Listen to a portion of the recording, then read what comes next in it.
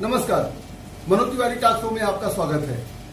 कार्यक्रम को आगे बढ़ाएं, इससे पहले आपसे निवेदन है कि हमारे YouTube चैनल को सब्सक्राइब कर लीजिए और बेल बटन दबा दीजिए ताकि आपको जिनका भी इंटरव्यू ले उनकी सूचनाएं मिलती रहें।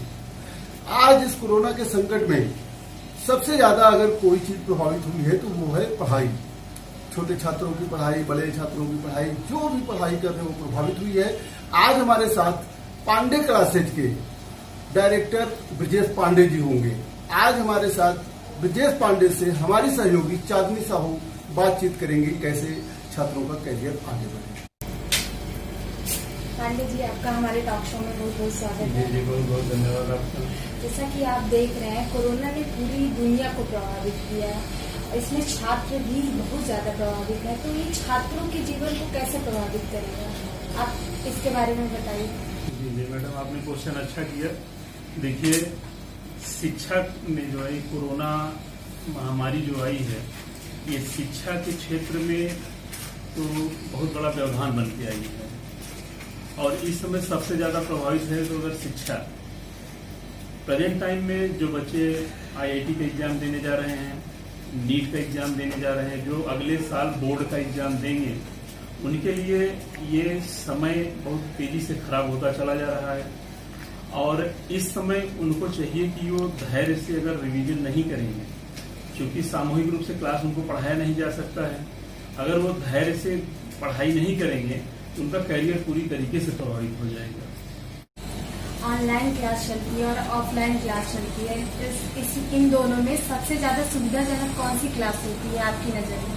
देखिए मैडम, ऐसा है कि ऑफलाइन क्लास तो वास्तव में सुविधाजनक होती है। उसमें बच्चों का शिक्षक से डायरेक्ट इंटरेक्ट होता है और जब तक बच्चों का शिक्षक से डायरेक्ट इंटरेक्ट नहीं होता है तब तक पढ़ाई में वो थीम नहीं आ पाती है। तो पढ़ाई करने के लिए तो बच्चों को शिक्षक के सामने ही होना होता है, उसमें तो वो ज्यादा अच्छा पढ़ते हैं। ऑनलाइन क्लास भी बेहतर है। अब जैसे कि संकट का दौर आ गया, इस समय ऑनलाइन क्लास भी बेहतर है। अब वो सबके अपने अपने चलाने के तरीके पे भी डिपेंड है कि कौन कैसे चला रहा है। और ऑनलाइन क्लास में बच्चों का रिस्पांस क्या आता है आप उनकी तरफ से? क्या कुछ ऑफलाइन में ज्यादा अच्छा आ पाता है या ऑनलाइन में ज्यादा अच्छा आ पाता है छात्रों का? नो डाउट ऑफलाइन में बच्चों का ज्यादा अच्छा आता है, लेकिन ऑनलाइन में भी खराब नहीं होता है। ऑनलाइन में भी कुछ खराब नहीं होता उनका, क्योंकि बच्चे बड़े होते हैं। हमारे यहाँ जैसे हम अपने कोचिंग की बात करें तो यहाँ पे 9th के ऊपर के बच्चे पढ़ते हैं, 9th क्लास से पढ़ते हैं, वो बच्चे बड़े होते हैं, वो ऑनलाइन क्लास कर सकते हैं। बस ये है कि ऑनलाइन में थोड़ी सी असुविधा उनको होती है कि जैसे नेट की प्रॉब्लम हो गई, और जैसे कि ऑनलाइन क्लास प्लेटफॉर्म पे चल रहा है, ऐप पे चल रहा है, तो वो लाइव क्लास होती है, तो वहां से वो डायरेक्ट क्वेश्चन भी अपना पूछ सकते हैं।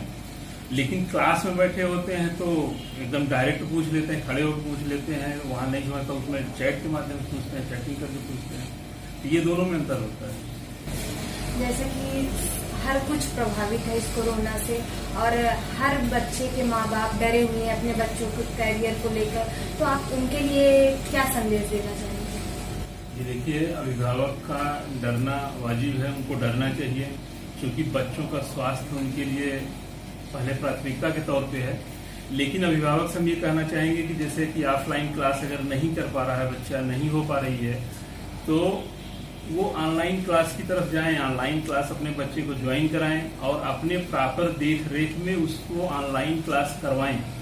और ऑनलाइन क्लास वो कर रहा है कि नहीं कर रहा है, कर रहा है तो क्वेश्चन पूछ रहा है कि नहीं पूछ रहा है।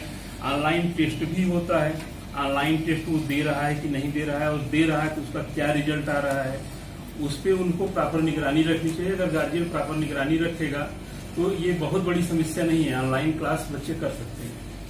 आपको नहीं लगता है कि आगे आने वाली चुनौतियों में छात्र पीछे रह जा रहे हैं, उनका काफी कोर्स पीछे रह जा रहा है, तो वो आगे उनके जीवन में जो भी चुनौती आ रही है उनसे वो काफी पीछे हो जा रहे हैं, तो इसके बारे में आपका क्या कहना है?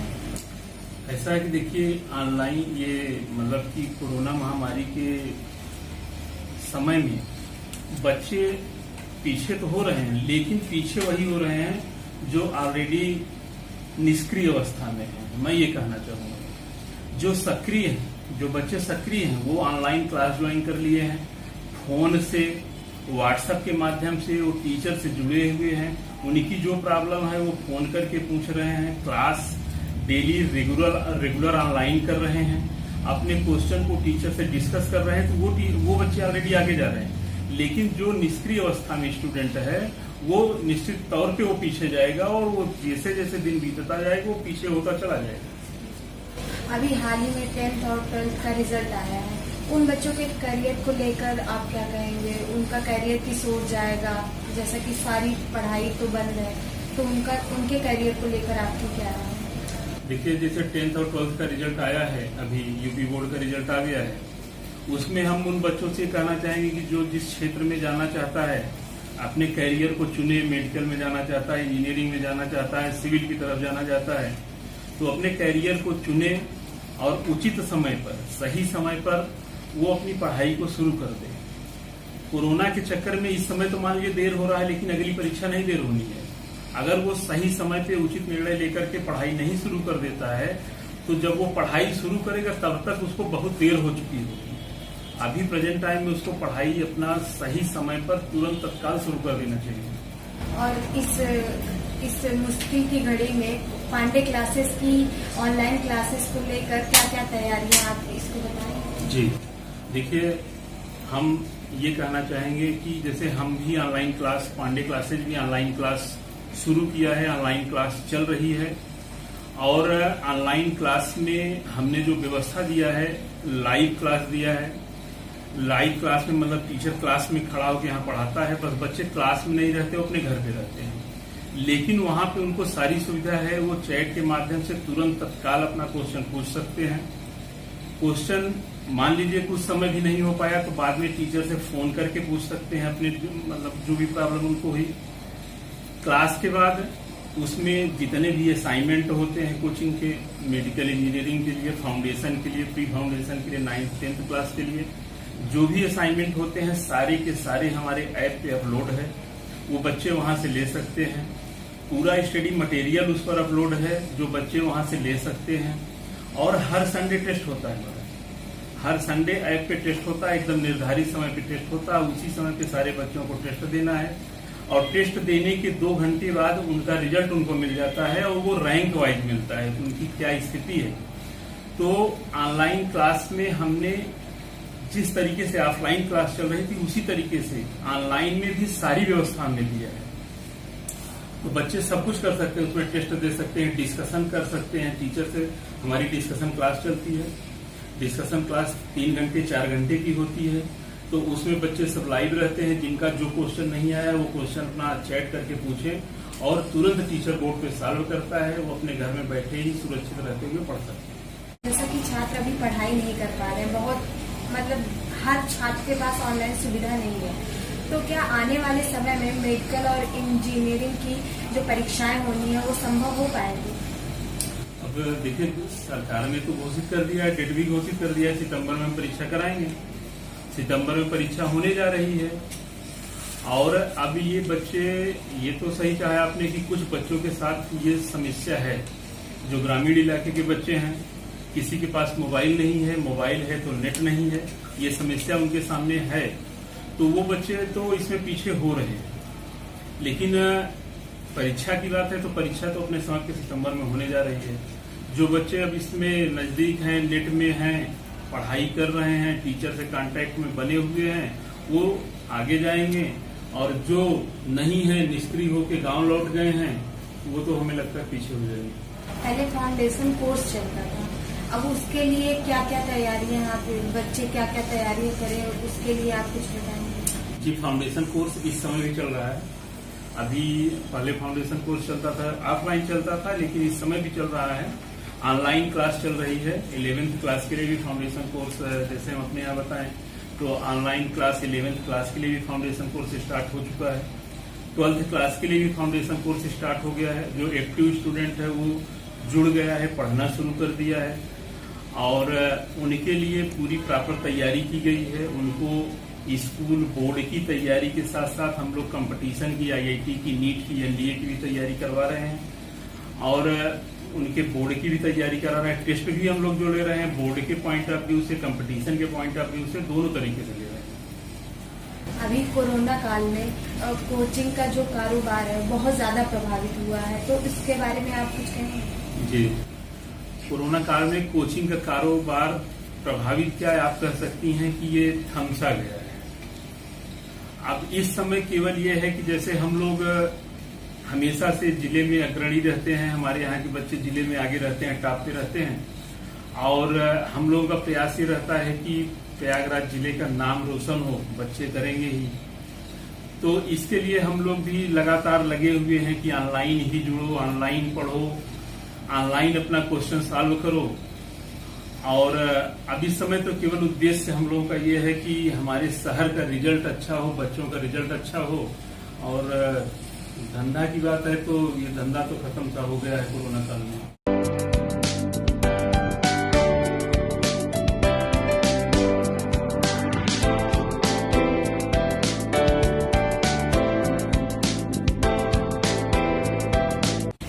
आप देख रहे हैं कोरोना के कारण कोरोना के मामले लगातार बढ़ते जा रहे हैं, डेली इतने सारे केसेस आ रहे हैं। तो ऐसा क्या नया ट्रेंड लाया जाए जिससे छात्रों को सुविधा हो, उनकी पढ़ाई को लेकर सुविधा हो सके? अब इसमें तो ट्रेंड केवल एक ही है मैडम कि वो बच्चे ऑनलाइन पढ़ें, घर पे रह करके पढ़ें और अपना जो भी उनका प्रॉब्लम हो ऑनलाइन डिस्कशन करें, टीचर से फोन के माध्यम से डिस्कस करें और अपनी पढ़ाई को, अपने कैरियर को भी वो ध्यान में रखते हुए कोरोना से भी बचें। कोरोना से बचें लेकिन अपने कैरियर के प्रति भी सतर्क रहें, पढ़ाई भी करते रहें। और उसके लिए केवल मात्र हमारे हिसाब से एक ट्रेंड है ऑनलाइन। सबसे बड़ा सवाल छात्रों के सामने ये आता है, जब वो कोचिंग का चुनाव करने जाते हैं तो सबसे उनके सामने बहुत बड़ी समस्या आती है कि वो कौन सी कोचिंग का चुनाव करें, क्या क्या सुविधा देखकर चुनाव करें। तो आपकी राय क्या है उन बच्चों के लिए? जी देखिए, कोचिंग का चुनाव करने के लिए बच्चों को और अभिभावक को दोनों को ध्यान देना चाहिए। सबसे पहली बात कि कोचिंग कौन सी है, कोचिंग रजिस्टर्ड है कि नहीं है, पहले तो इस पे उनको ध्यान देना चाहिए। दूसरी बात, उनको ये ध्यान देना चाहिए कि कोचिंग में पढ़ाने वाला शिक्षक कौन है, शिक्षक अच्छा है कि नहीं है। केवल बैनर पोस्टर देख करके जाके कोचिंग ज्वाइन कर लिए, उनका पैसा बर्बाद हो गया, बाद में कहेंगे कि वो कोचिंग गड़बड़ थी। कोचिंग गड़बड़ नहीं थी, उनका चुनाव ही गड़बड़ था। तो बच्चों को, अभिभावक को कोचिंग का चुनाव करते समय ये ध्यान देना चाहिए कि वहां पढ़ाने वाला शिक्षक कौन सा है और किस तरीके की शिक्षा दी जा रही है, कोचिंग का पिछला रिजल्ट क्या है, उसका रिजल्ट पिछले सालों का क्या रहा है, और कोचिंग का स्टडी मटेरियल क्या है, उसका असाइनमेंट क्या है, उसका टेस्ट कराने का तरीका क्या है, टेस्ट होता भी है कि नहीं होता है। इन सारी बातों को ध्यान में रखते हुए अभिभावक को और शिक्षक को कोचिंग का चुनाव करना चाहिए। जैसे कि बहुत सारे प्रतिभावान छात्र हैं, आप देखते हैं वो आर्थिक स्थिति के कारण अच्छी कोचिंग नहीं ज्वाइन कर पाते हैं, वो कहीं ना कहीं पीछे रह जाते हैं। तो इसमें पांडे क्लासेस क्या स्पेशल सुविधा उन बच्चों के लिए उपलब्ध करा रहा है? जी मैडम, देखिए ऐसा है कि जो बच्चे प्रतिभावान हैं और गरीब हैं उनको मैं आपको बता दूं, मैं विगत कई वर्षों से निःशुल्क पढ़ाता हूं, उनसे मैं कोई फीस लेता ही नहीं हूं। इसके साथ साथ जो जितने स्कूल हैं, वो चाहे जहां की स्कूल हो, उसमें जो टॉप 5 बच्चे होते हैं, मेरिट लिस्ट में स्कूल के जो टॉप 5 बच्चे हैं, वो गरीब हैं तब भी या अमीर हैं तब भी, उनको हमारा संस्थान 100% स्कॉलरशिप देता है। और जो आर्थिक आय से कमजोर हैं उनको हमारी एक सोसाइटी है, पांडे एजुकेशन वेलफेयर सोसाइटी, वो उनकी पूरी आर्थिक मदद करती है, उनको स्कॉलरशिप देती है और संस्थान उनको निःशुल्क पढ़ाता है। जैसा कि पांडे क्लासेस प्रयागराज में बहुत फेमस कोचिंग है, तो आपने क्या सोचकर इस कोचिंग की नींव रखी, आपका उद्देश्य क्या था इसके पीछे? देखिए मैडम, ऐसा है कि हम आपको इस प्रश्न का उत्तर देना चाहेंगे। कोचिंग खोलने का उद्देश्य जो था वो Mister S C Pandey sir का था। S C Pandey sir physics के टीचर हैं और उन्हीं के नाम पे ये कोचिंग है, पांडे क्लासेस उन्हीं के नाम पे है। और आपको बताएं कि फिजिक्स पढ़ने के लिए उनसे बहुत दूर दूर से बच्चे आते हैं। जिसको कहीं फिजिक्स नहीं समझ में आती वो एस सी पांडे सर से फिजिक्स पढ़ने जरूर आता है। और उनका कोचिंग खोलने का जो उद्देश्य था, उनका कोचिंग खोलने का उद्देश्य मात्र एक था कि विद्या धन का दान करना। वो विद्या धन को दान करना चाहते थे, उनका उद्देश्य धन अर्जन का नहीं था। हमारे यहाँ आप अभी पता करेंगे, आप हमारा प्रोस्पेक्टस देखेंगे या ऑनलाइन सब कुछ है, इस समय ऑनलाइन आप देखेंगे तो हमारे यहाँ फीस बहुत नॉमिनल है। फीस हम उतना ही लेते हैं जितने से कर्मचारी को बैलेंस किया जा सके, शिक्षक को पेमेंट दिया जा सके, उतनी ही फीस में बच्चों से लेता हूँ। हमारे मतलब पांडे सर का केवल उद्देश्य ये था कि सब पढ़े और सब पढ़े। यहाँ पांडे क्लासेस से आज तक कोई बच्चा ऐसा नहीं वापस गया जो ये कहे कि मैं फीस के कारण वापस चला आया, मैं पढ़ नहीं पाया। एक एक से बच्चे हैं, ढेर सारे एग्जाम्पल हैं। हम आपको बताएं कि जो इलाहाबाद में रहने की स्थिति में नहीं थे, लेकिन पांडे क्लासेज ने उनको पढ़ाया और आज वो कई लाखों के पैकेज पे हैं, काम कर रहे हैं, कई ढेर सारे आईएएस हो गए हैं। लेकिन जब वो पढ़ने आए थे तो उनकी स्थिति वो नहीं थी, वो पढ़ने की स्थिति में नहीं थी। तो संस्थान पांडे सर का खोलने का, पांडे क्लासेज को स्थापित करने का केवल उद्देश्य यही था कि हम विद्या धन का दान करेंगे, धन अर्जन करने के लिए कोचिंग नहीं खोली गई थी। अब इस समय ढेर सारी कोचिंगें आपको दिखेंगी जिनका उद्देश्य मात्र होता है धन अर्जन करने का। उनके यहाँ न तो मास्टर होता है, मास्टर की क्वालिफिकेशन पता करेंगे, पता चलेगा इंटर में है और इंटर वालों को ही पढ़ा रहा है और कोचिंग का नाम लिख करके बैठ गया है। तो कोचिंग हमारे संस्थान का उद्देश्य नहीं था। हमारे संस्थान का उद्देश्य केवल ये है कि हमारे जिले का नाम रोशन हो, बच्चों का नाम रोशन हो, उसके साथ साथ मेरा भी नाम रोशन होगा, संस्थान का भी नाम रोशन होगा। तो पांडे सर की कोचिंग खोलने का मात्र यही एक उद्देश्य था।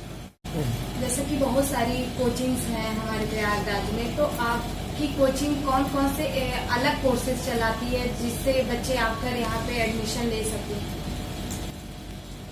मैडम देखिए, ऐसा है कि कोचिंग अलग से तो कोई कोर्स नहीं चलाती है, लेकिन सबसे डिफरेंट चलाती है।